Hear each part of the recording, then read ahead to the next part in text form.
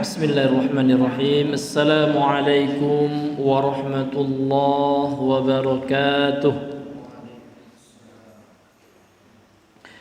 Alhamdulillahi rabbil alamin.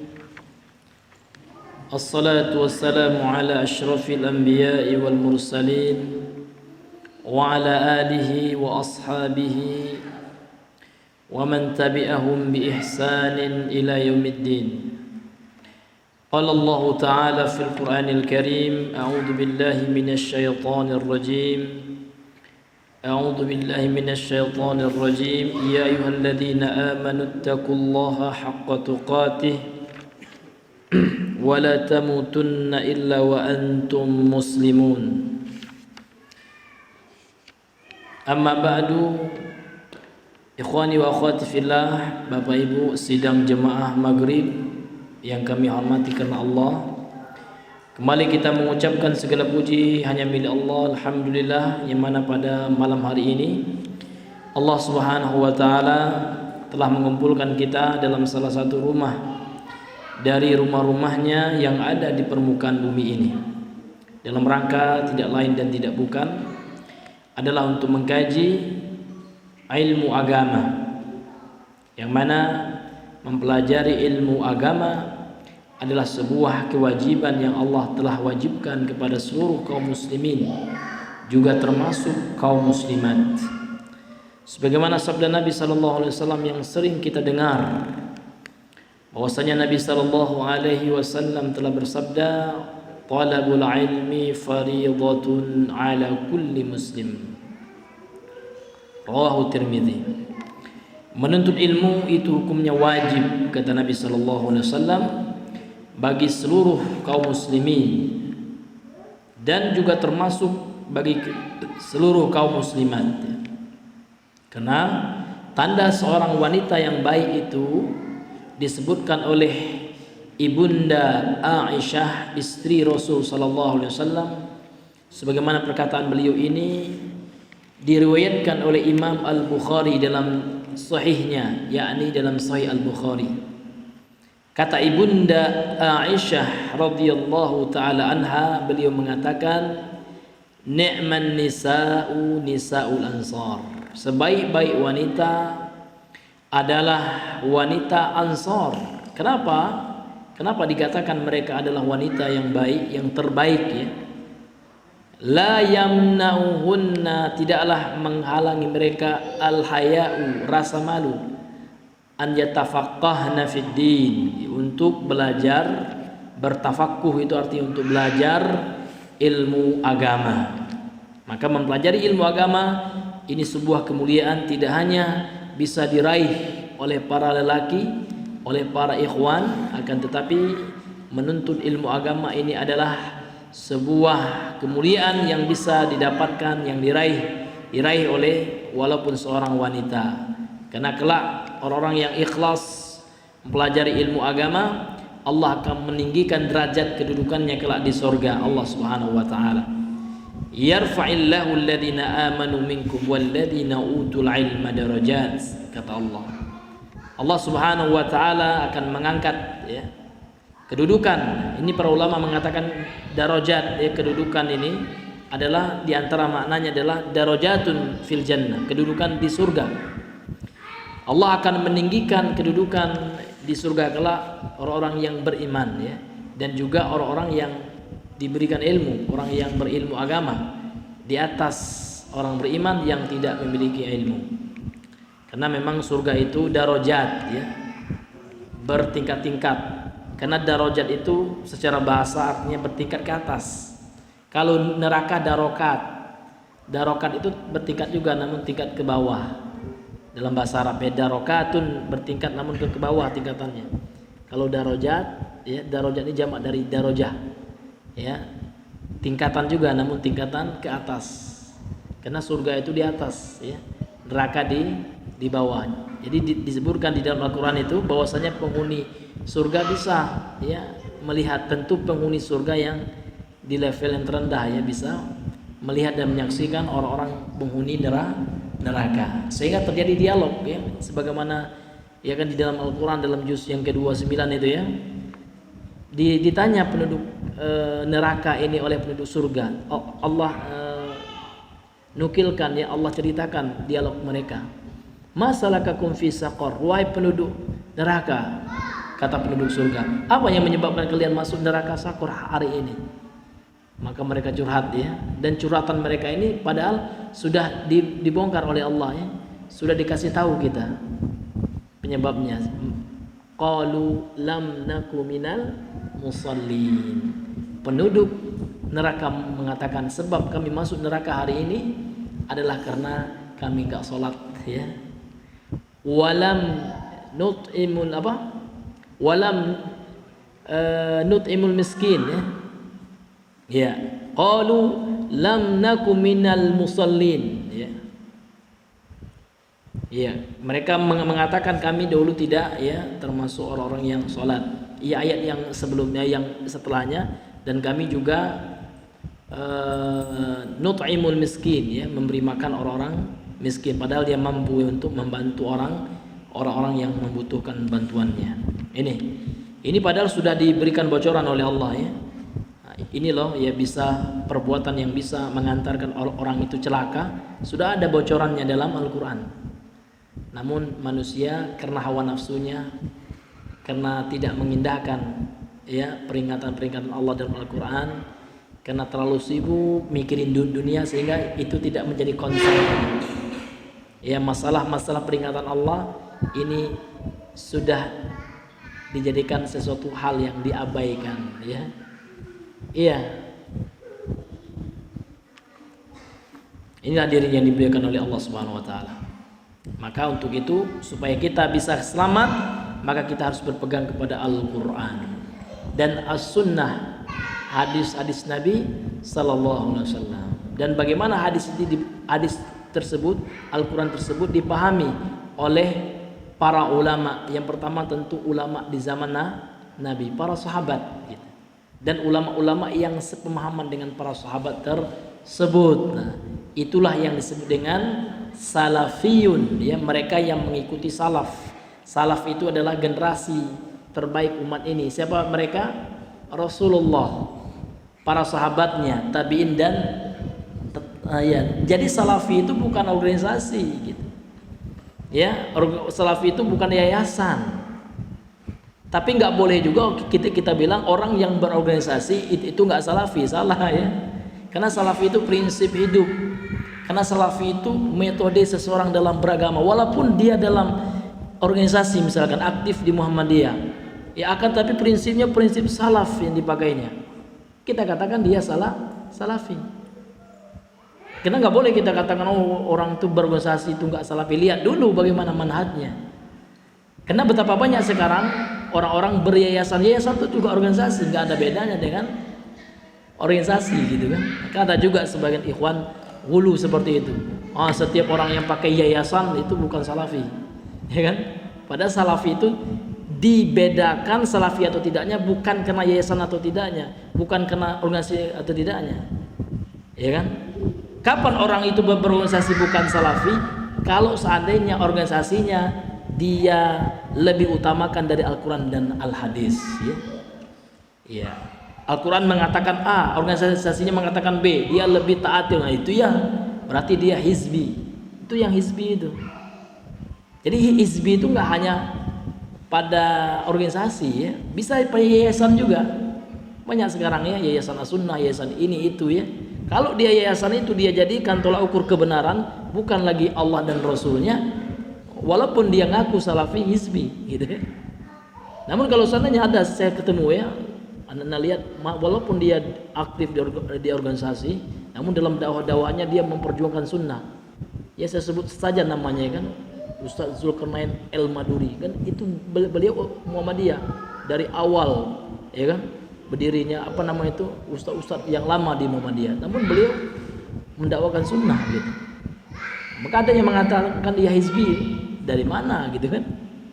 Karena kalau dikatakan setiap orang yang masuk ke perkumpulan organisasi itu hizbi, orang yang ada sekolah itu hizbi semua. Karena sekolah itu kan ada ketuanya, itu kan organisasi juga, ya kan? Nah, ini suatu hal jumud, ya, pemahaman yang yang tidak ini ya, yang kaku itu. Ya, nggak semua orang organisasi itu kita kata hizbi. Organisasi yang seperti apa gitu. Kalau seperti itu orang yang di yayasan, yang punya yayasannya hizbi semua, karena yayasan juga organisasi. Kenapa? Karena ada ketuanya gitu, ya, ada pembinanya. Nah, jadi yang hizbi itu kapan orang dikatakan hizbi punya yayasan? Kapan orang organisasi dikatakan hizbi? Kalau seandainya organisasinya di atas Al-Quran dan hadis. Tapi kalau itu dia gunakan hanyalah sebagai sarana supaya dia bisa berdakwah, supaya itu bisa menjadi payung hukum gitu ya. Misalkan ya dia dakwah sekarang di suatu tempat, kalau dia sendiri mungkin akan nggak berjalan dakwahnya, namun dia nebeng ya dengan organisasi boleh, ya kan? Karena organisasi itu hanya sebagai payung saja. Demikian juga yayasan, yayasan hanya sebagai payung saja, bukan menjadi tujuan gitu. Payung hukum saja. Karena ada juga sebagian teman-teman yang salah dalam memahami seperti itu, masalah hizbi dengan bukannya. Dan kita katakan salafi itu nggak ada kaitan dengan itu.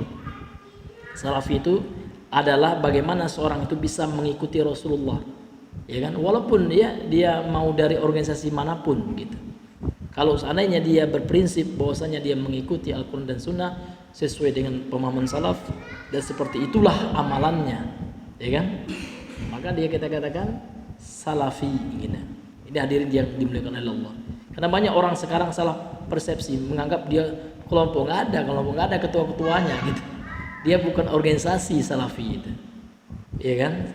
Dan dia salafi itu sama dengan sunni, kata lain dari sunni, pengikut sunnah itu sunni kan, ahlus sunnah wal jamaah. At-Taifatul Mansurah, Al-Firqatul Najiyah, itu sama, itu nama-nama yang ada dalilnya ya dari ya hadis-hadis Nabi sallallahu alaihi wasallam. Taib hadirin yang dimuliakan oleh Allah Subhanahu wa taala, dan kita berdakwah mengajak orang kepada pemahaman itu. Karena salaf itu adalah Rasulullah. Jadi kita mengajak orang kepada Rasulullah. Bagaimana orang itu beragama sesuai dengan apa yang dipahami oleh Rasulullah dan para sahabatnya, serta para ulama yang konsisten mengikuti mereka, para sahabat Nabi sallallahu alaihi wasallam. Baik hadirin yang dimuliakan oleh Allah, kita kembali melanjutkan masih kaidah yang ketiga.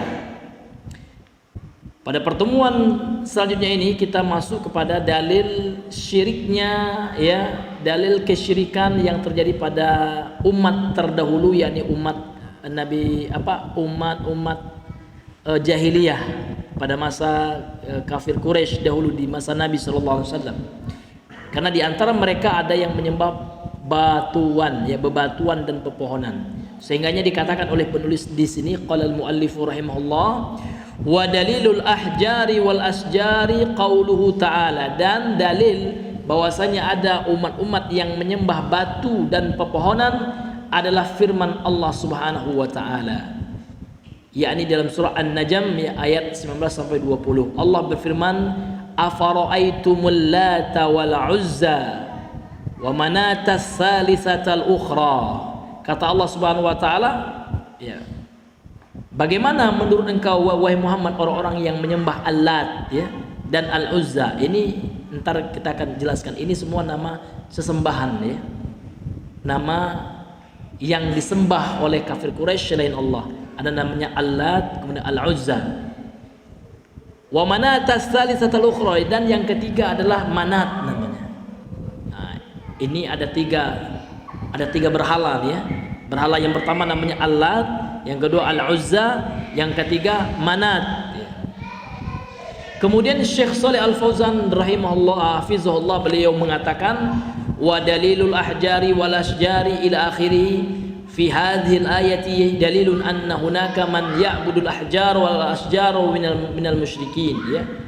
Dalil yang dibawakan oleh Syekh ini ya, kata Syekh Shalih Al-Fauzan, fi hadhil ayah ya, pada ayat ini terdapat dalil bahwasanya ada di antara manusia yang menyembah bebatuan dan pepohonan dari kaum musyrikin, dari orang-orang musyrik ya. Kemudian dibahas ya firman Allah, afara'aitum. Apa yang dimaksud dengan afara'aitum? Ini kan afara'aitum kan perintah. A itu kan huruf perintah, harful istifham namanya.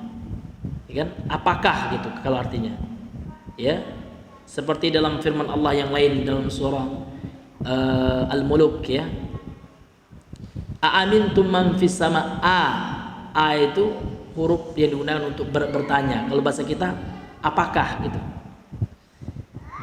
Afara'aitum, apakah, ya kan, engkau melihat wahai Muhammad gitu ya. Bagaimana menurutmu, kan seperti itu pertanyaan dari Allah. Namun pertanyaan ini kata beliau hadastifhamu inkarin, ini adalah pertanyaan namun ya maknanya adalah pengingkaran, ya. Bagaimana itu yang mereka sembah seperti Lata, artinya Allah menginginkan dalam pertanyaan itu pengingkaran terhadap sesembahan itu gitu. Sehingganya dikatakan di sini maknanya adalah akhbiruni min babis istifhamil inkari wa taubih, kabarkanlah kepadaku wahai Muhammad bagaimana menurutmu gitu ya sesembahan itu Lata Uzza yang disembah oleh kaum musyrikin. Min babis istifhamil inkari, ini adalah dalam bab ya pertanyaan namun maknanya adalah pengingkaran, ya. Seperti dalam firman Allah yang lain, ya, Allah Subhanahu wa taala berfirman ailahun ma Allah, itu kan pertanyaan itu.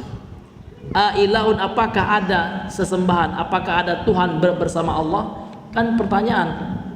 Maknanya apa? Pengingkaran. Artinya la ilaha ma Allah, tidak ada Tuhan bersama Allah. Allah saja Tuhan yang hak. Jadi memang uslub, ya, memang metode gaya bahasa dalam Al-Qur'an itu ada yang Allah mulai dengan pertanyaan namun maknanya adalah pengingkaran. Seperti dalam ayat ini, afara'aitum, bagaimana menurut engkau wahai Muhammad Allata wal Uzza itu. Artinya Allah pingin Nabi Muhammad SAW mengingkarinya gitu. Kemudian Allata, ya, bitakhfifit ta'i, dengan ya tidak mentasydidkan huruf ta, dengan meringankan itu artinya ta'nya tidak ditasydidkan. Allata, bukan allata gitu ya. Apa yang dimaksud dengan kata allata ini akan beliau bahas ya sesuai dengan surah An-Najm ayat 19 ini. Allata itu adalah ismu sonamin fi ta'ifi, adalah nama sebuah berhala yang terletak di Taif. Di mana Taif itu bang? Yang pernah umroh tahu lah ya, Taif ya. Ketika Rasulullah berdakwah di Taif itu ya, beliau pernah dilempari oleh penduduk Taif itu ya dengan batu. Namun Rasulullah sabar, walaupun malaikat ini disebutkan dalam hadis sahih ya, malaikat geram melihat tindak tanduk penduduk Taif yang begitu ya, yang begitu menjengkelkan gitu. Rasulullah datang baik-baik mengajak mereka membuat masuk surga, ya kan, menyerukan tauhid kepada mereka, malah dilempar, sehingga malaikat yang panas. Akan tetapi Rasulullah hatinya lebih lembut dari malaikat, ya, subhanallah. Rasulullah ditawarkan oleh malaikat ini, bagaimana kalau seandainya dua gunung di Taif ini, ya kan, aku lemparkan sehingga tenggelamlah negeri Taif ini karena mereka berbuat jahat kepada engkau wahai Muhammad. Maka Rasulullah mengatakan jangan, ya. Kemudian Rasulullah malah berdoa, Allahumma dihim, kata Allah, Allahumma dihim, ya Allah berikan hidayah kepada mereka, fa innahum qaumun la ya'lamun, sesungguhnya mereka adalah kaum yang tidak mengetahui. Kalaulah seandainya mereka mengetahui apa yang saya bawakan ini adalah hidayah, niscaya mereka akan menerima. Ini dalilnya kita ya harus, kalau seandainya itu mengalah aja nggak apa-apa. Mengalah bukannya kita kalah, mengalah strategi untuk maju. Terkadang harus seperti itu prinsipnya, apalagi dalam kondisi lemah, kita nggak ada pendukung, ya. Kalau kita paksakan, kita lawan, ternyata lebih menimbulkan mudarat, tentu ya kan berhenti dakwah gitu ya. Nggak apa-apa ya, kita cari jalan selamat, kita mengalah nggak apa-apa. Karena Rasulullah ketika di fase Mekah, ya, beliau belum hijrah, karena ketika di Madinah barulah terbentuk kekuatan kaum muslimin. Ketika dalam fase Mekah beliau lemah gitu, ya kan, maka beliau lebih kepada dakwah yang tidak frontal sifatnya, ya. Iya. Inilah hadirin yang dimuliakan oleh Allah, fikih dakwah yang dicontohkan oleh Rasulullah kepada kita. Jadi kita kembali kepada alat itu apa bang? nama berhala di mana? Di Taif. Jadi orang Taif menyembah itu gitu. Wa huwa ibaratun an sakhratin mankhushatin.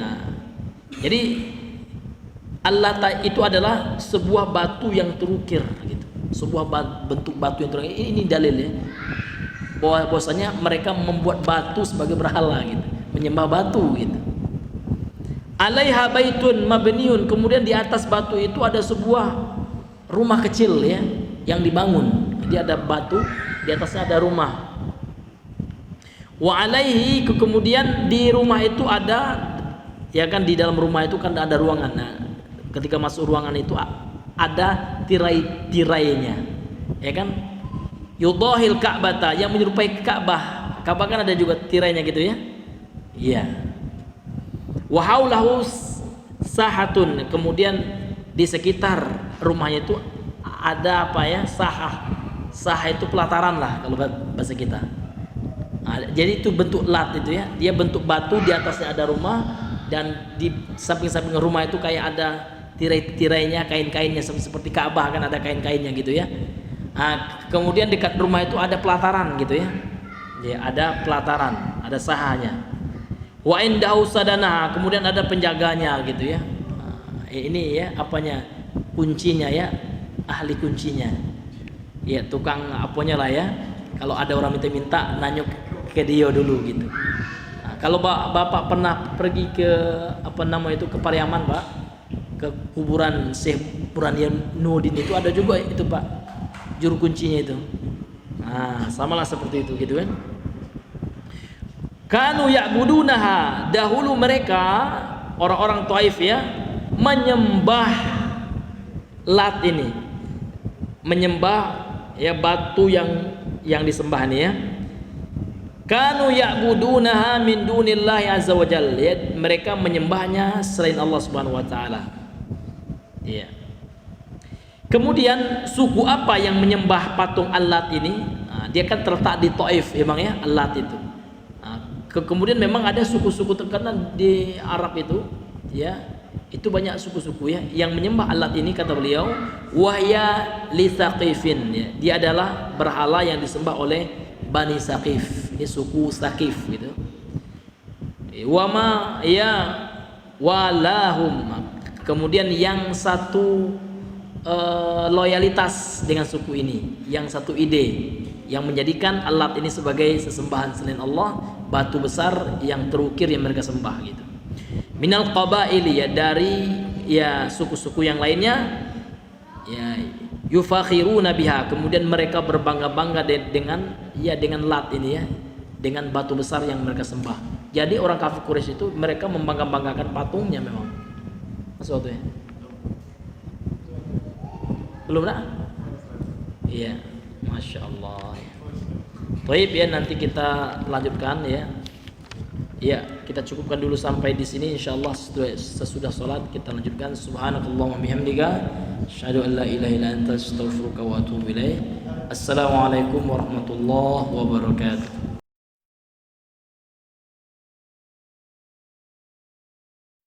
Bismillah.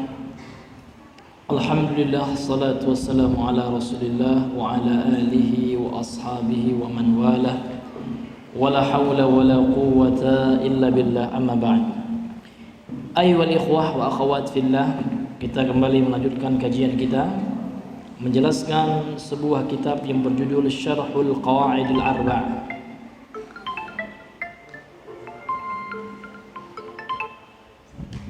Penjelasan dari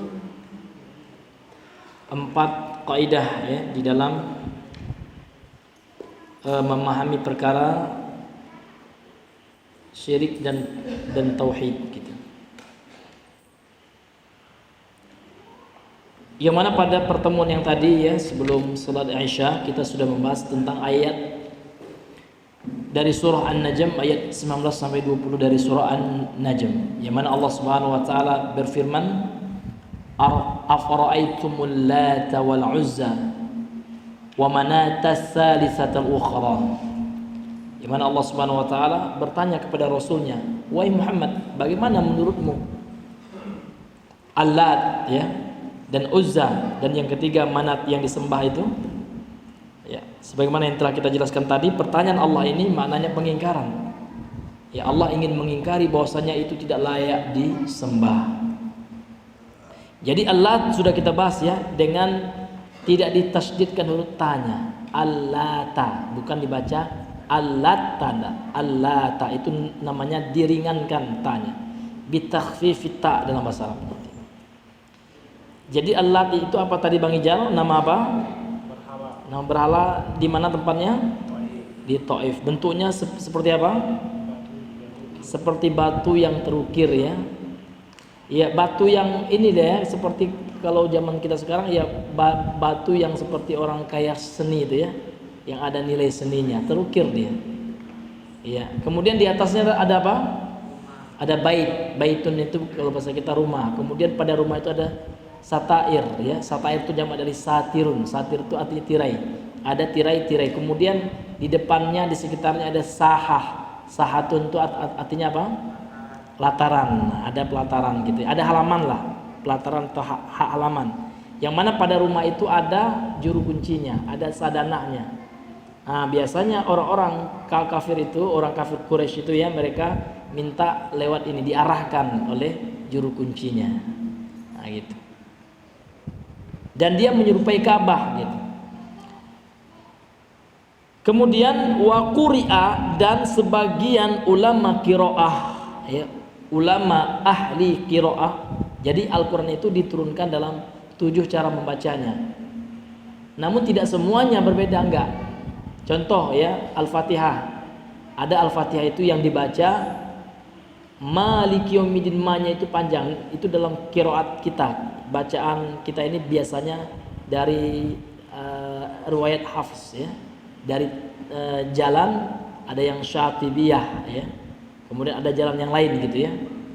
Nah, itu kita baca panjang ya kan. Maliki Yaumiddin. Kalau dalam riwayat Ibnu Katsir ya. Nah, ini sahih juga gitu. Ini qiraah sabah itu yang mutawatir itu ya, yang disepakati. Itu dibaca mimnya pendek. Maliki Yaumiddin. Jadi kalau kita dengar orang baca gitu jangan kata terburu salah, enggak gitu ya. Nah, ada yang dibaca dengan shad ketika sirat ya. Ihdinas siratal si ya. Nah, dalam qiraat yang lain dibaca sin. Ihdinas siratal mustaqim. Ya, ini. Ada juga yang dibaca dengan za. Ihdinas siratal mustaqim. Nah, ada qiraat seperti itu. Jadi dalam qiraat yang lain, dalam bacaan yang lain, ya Allata itu dibaca bertasydid tanya. Yakni afara'aitumul latta, tanya dibaca tasydid, bitasydidit ta'i, dengan mentasydidkan huruf tanya. Nah, ini sebagai apa dia kalau dibaca bertasydid dalam bahasa Arab ini dikenal dengan ismu fa'il ya, pelaku, isim fa'il. Dari kata apa? Ya, dari fi'il madhinya latta yaluttu. Ya, seperti latta yaluttu, seperti farro ya, seperti rodda yaruddu. Ya kan, roddan, latan. Ya, jadi latun ini dia isim fa'ilnya. Jadi allatu atau allata ini adalah isim fa'il dari kata latta yaluttu. Apa yang dimaksud dengan latta itu? Bahasa Arabnya apa arti kalau dalam bahasa kita adalah mengadon. Jadi latta itu mengadon artinya. Latta yaluttu itu mengadon. Mengadon kue gitu. Membuat kue dari gandum. Ya. Ceritanya seperti apa? Kisahnya disebutkan oleh beliau. Wahwa, jadi latta itu adalah nama, dia adalah nama seorang yang soleh. Wahwa rajulun salihun, dia adalah seorang lelaki yang saleh pada zamannya ya. Kana yaluttu taswiqa, dia itu dahulu ya membuat adonan kue. Wa yut'imuhu lil hujjaji, dan dia beri makan kue tersebut kepada para haji, orang menunaikan ibadah haji di Ka'bah. Falamma mata, dan tatkala orang pembuat kue ini, pengadon kue ini yang dermawan yang baik ini, seorang laki-laki yang saleh ini, ketika meninggal ya bana wala qabri baitan, orang-orang membangun di atas kuburnya rumah. Wa arkhu alaihi sataira, Kemudian pada rumah yang dibuat di atas kuburan orang saleh ini dibuatlah tirai-tirai gitu ya. Fasaru, sehingga ya menjadi apa? Ya'budunahu min dun, sehingga mereka menjadikannya tempat ya ataupun sesuatu yang disembah selain Allah Subhanahu wa taala. Haza huwal latu, inilah lata, mana yang kedua kalau ditasydidkan gitu. Jadi dia adalah bangunan yang dibangun di atas kuburan laki-laki saleh. Kemudian dan dia itu dari ahjar, dari hajar. Hajar itu apa bang? Batu dari batu gitu. Ini dalil bahwasanya kafir Quraisy dulu menyembah apa? Batu. Ini dalilnya gitu. Surat An-Najm ayat 19-20 ini. Kemudian apa maksud dengan Uzza? Al-Uzza. Wal Uzza itu adalah syajaratun, adalah pohon-pohon gitu. Syajaratun itu dibentuk jamak dari syajaratun ya. Pohon-pohon minas salam, dari jenis salam. Ini ada sebuah jenis pohon di Arab itu ada namanya pohon salam gitu ya. Jangan nggak kayak pohon salam kita gitu ya. Namanya salam gitu. Fi wadi nakhlatin, yang terletak di lembah pohon kurma, kebun kurma. Dalam bahasa Arab itu unik ya. Kurma itu beda-beda. Nama batangnya nakhlah. Nama buahnya kalau sudah kering tamrun. Jadi tamar itu kurma kering. Kalau bahasa apa bang? Rutab, ya rutabun. Itu apa yang muda lah ya, yang masih segar gitu ya, masih basah. Jadi Uzza itu adalah pohon-pohon ya, dari pohon salam deh, dari jenis pohon salam yang terletak di lembah kebun kurma. Di mana lembah kebun kurma itu terletak? Baina Makkah wa Thaifi, berletak di antara kota Makkah dan kota Thaif. Haulaha, di sekitar pohon-pohon tersebut, binaun wasatairu, ada bangunan-bangunan dan ada juga ya sitar-sitarnya. Ya ada tirai-tirainya. Jadi setiap bangunan itu punya tirai ya. Wa indaha sadanatuna, ada juga juru kuncinya, ada juga penjaganya. Dan yang lebih uniknya, wa fiha syayatinu, dan di dalam pohon dan pada pohon itu ada para setan, ada setan-setan dari jin ya. Yukallimunan nasa, yang bisa berbicara dengan manusia. Itu disesatkan oleh jin kafir gitu. Sehingga orang-orang kafir Quraisy menyangka ini keramat ini ya. Ini ada penunggunya ini, padahal penunggunya makhluk terkutuk kayak jin yang ingkar kepada Allah.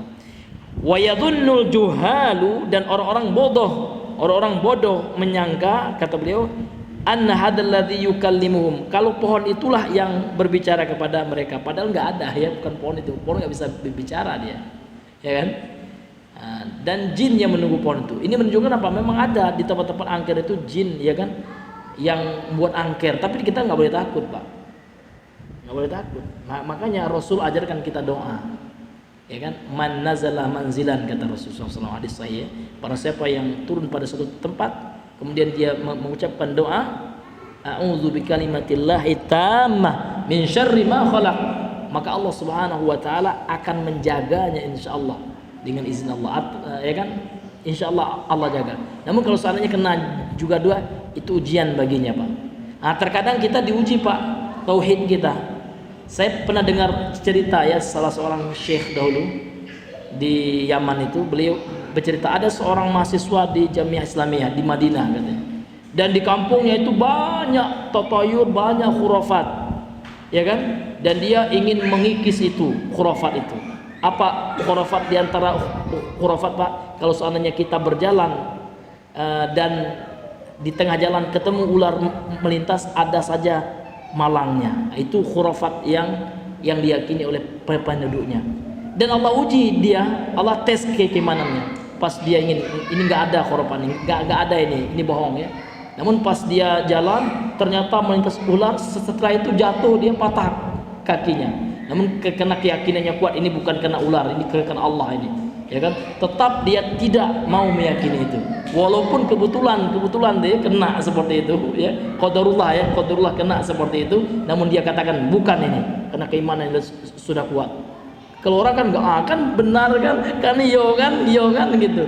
Tapi kalau orang kuat tauhidnya enggak ada, ya. Ini bukan karena ular ini karena Allah Subhanahu wa taala. Qadarullah ularnya lewat katanya. Bukan kaitan dengan ular, itu yang kuat, Pak ya.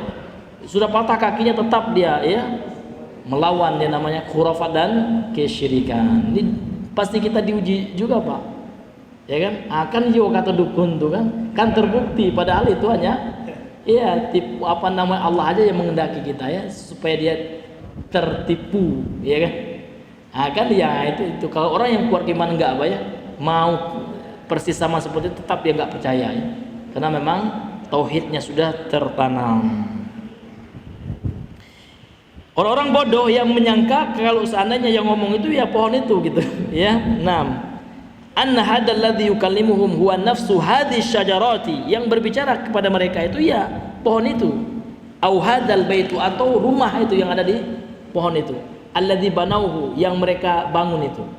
Ma'a anna alladzi yukallimu, sementara yang berbicara kepada mereka hiya syayatinu litudillahum, adalah para syaitan untuk menyesatkan mereka an sabilillah, dari jalan Allah. Wa kana hadza sunamu, dan dahulu berhala ini li Quraisyin wa ahli Makkah, adalah berhala yang disembah oleh suku Quraisy ya, dari penduduk kota Makkah, wa man haulahum, dan penduduk yang di sekitar kota Makkah. Wa manata, ini yang ketiga ya.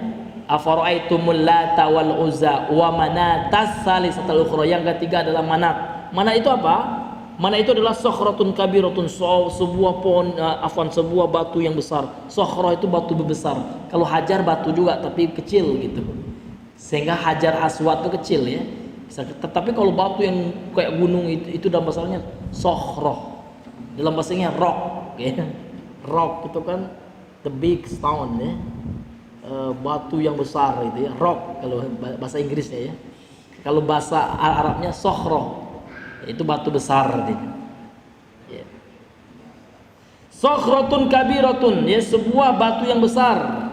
Fi makanin, yang terletak pada suatu tempat, yaqau qariban, yang terletak sekitar dekat dari min jabali Qudaydin, dari gunung Qudayd. Ada gunung ya kan, yang terletak di antara kota Mekah dan Madinah itu. Di zaman Nabi itu ada nama Jabal. Jabal itu artinya mount ya, gunung, mountain ya, gunung. Nama gunungnya apa? Gunung Qudayd ya. Jadi batu ini, manat ini, sebuah batu yang besar ini terletak pada suatu tempat yang dekat ya dengan gunung ini, dengan gunung Qudayd ini. Yang mana gunung Qudayd ini terletak di mana, Bang? Di antara kota Mekah dan Madinah. Wa kanat, dan manat ini, batu besar yang disembah ini, li Khuza'ata wal Aus, adalah sesembahan berhala yang disembah oleh suku Khuza'ah dan suku Aus, wal Khazraji, dan suku Khazraj, daripada orang Yasrib atau orang Madinah, orang Ansor. Jadi orang Ansor itu ada dua suku besar di situ. Apa aja itu, Bang? Suku Aus dan Khazraj. Ya, Khaz pakai zai kan? Khazraj. Khazraj. Wa kanu yuhrimuna min indaha bil hajj. Dijadikan mikot ya, dijadikan tempat awal berhaji. Jadi suku Aus dan Khazraj ya menjadikan manat itu ya kan, berhala besar, patung besar itu sebagai tempat awal mengenakan pakaian ihram, untuk berihram. Min indaha ya, pada sisi batu itu, bil haji, ketika mereka hendak melaksanakan ibadah haji, dijadikan mikot ya. Ya, padahal mikotnya sekarang Bir Ali ya. Dahulu orang-orang kafir Quraisy ya, itu yang mereka jadikan mikotnya, patung itu. Wa ya'budunaha min dunillahi, dan mereka menyembahnya selain Allah Subhanahu wa taala. Mereka jadikan sekutu bagi Allah Subhanahu wa taala. Dia ada tiga bangnya, Lata, Uzza dan Manat. Manat ya. Ya. Apa namanya tuh? Kemudian Lata itu ada dua, ada yang dibaca nggak pakai tasdid ta, namanya Al-Lata, ada yang pakai tasdid ta, Al-Lata gitu. Ada dua memang cara qiraah ya. Dalam qiraat ada dua cara membacanya gitu. Fahadhil asnamu salasatu hiya akbaru asnamil arabi. Nah, dan 3 berhala ini adalah 3 berhala yang paling besar yang dimiliki oleh orang Arab di zamannya. Dan 3 berhala ini yang mana yang dari pohon bang? Uzza ya, yang pohon yang mana pada pohon itu ada rumah-rumah, ada tirai-tirainya juga, dan ada jin ya, jin kafir, setan ya, yang bisa ngomong. Maka orang-orang kafir Quraisy nyangka pohon itu ya, pohon ini pohon keramat ini katanya, bisa ngomong, ya kan? Nah, kalau sekarang Pak viral itu, kalau terjadi zaman sekarang, ya betul keramat. Nah, walaupun orang sekarang banyak KTP-nya Islam, ya kan pasti percaya itu, yakin saya kan. Sehingga zaman sekarang masih banyak orang sesajen padahal KTP-nya Islam. Padahal orang yang bertauhid enggak ya. Walaupun pohon itu bisa hebat, dia bisa terbang, dia bisa ngeluarin api, orang yang bertauhid tetap katakan itu syirik gitu ya. Iya. Jangan pohon besok di akhir zaman Dajjal itu lebih hebat lagi daripada pohon yang sedang bisa ngomong ya. Apakah benar kan enggak? Itu adalah ujian dari Allah untuk mengetes keimanan kita, apakah tauhid kita benar atau tidak, atau keimanan kita kokoh terhadap Allah dan Rasulnya atau tidak. Ini luar biasanya tauhid ya. Kalau tauhid itu sudah terhujam dalam hati seseorang, apapun bentuk yang sakti-sakti ya, ini tidak akan mempengaruhi keimanannya gitu.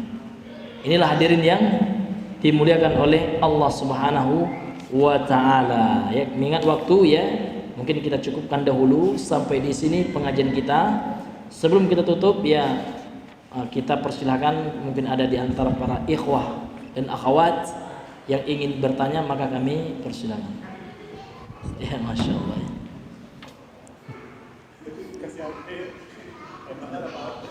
Assalamualaikum Ustaz. Waalaikumsalam warahmatullahi wabarakatuh.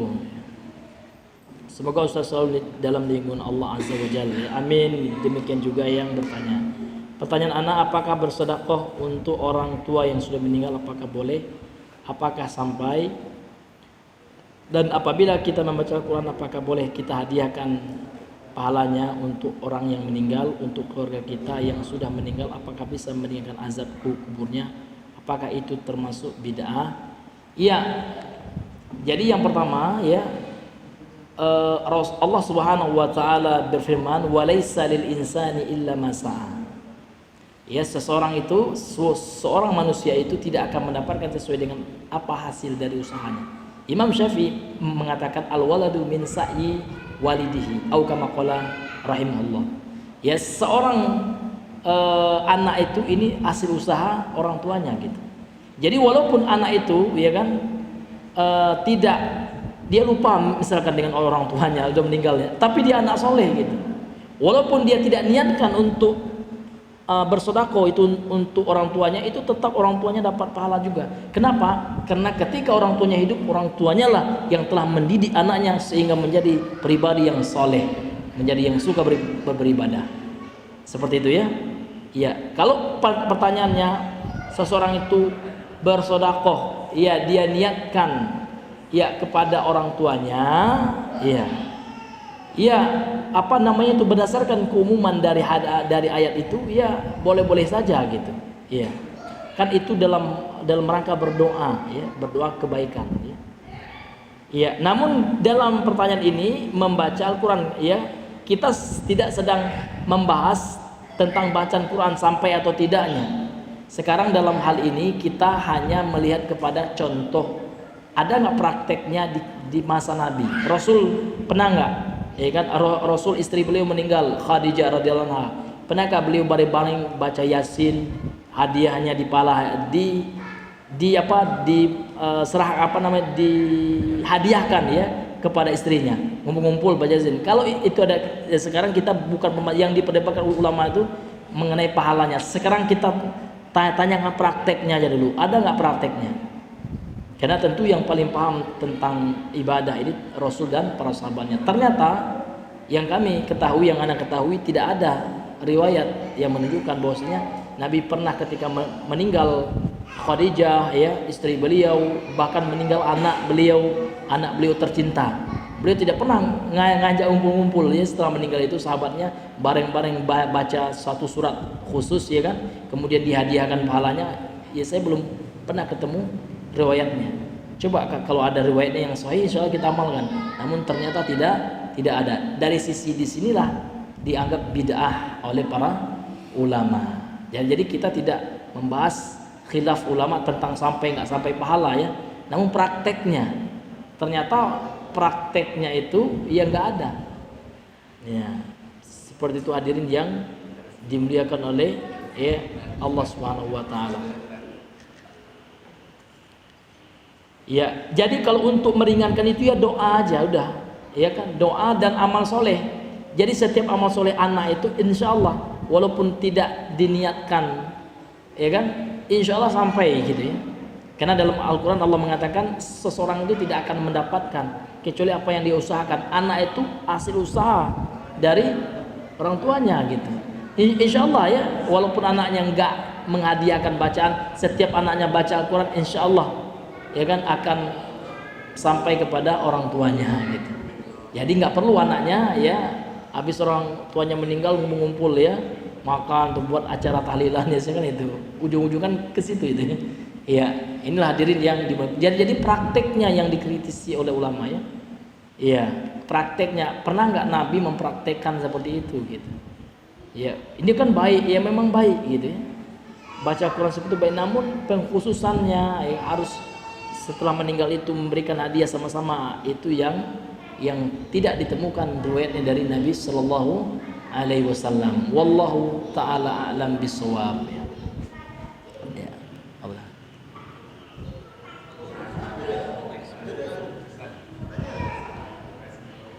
Ayo. Kalau kita mendoakan Ya. abang kita yang sudah meninggal, Iya. kita diringankan azab, Bisa ya. Boleh. Kalau mendoakan tuh boleh, siapapun boleh kita doakan. Jangan abang orang itu kan, ya kan orang Kerabat kita, iya orang nggak kita kenal boleh gitu.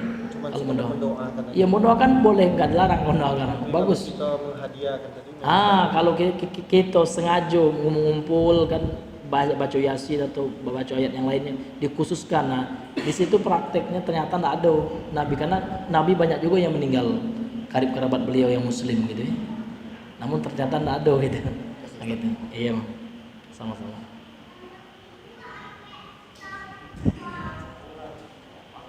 Ya, kalau tidak ada lagi ya kita tutup dengan doa kafaratul majlis. Subhanakallahumma bihamdika asyhadu an la ilaha illa anta astaghfiruka wa atubu ilaik. Assalamualaikum warahmatullahi wabarakatuh.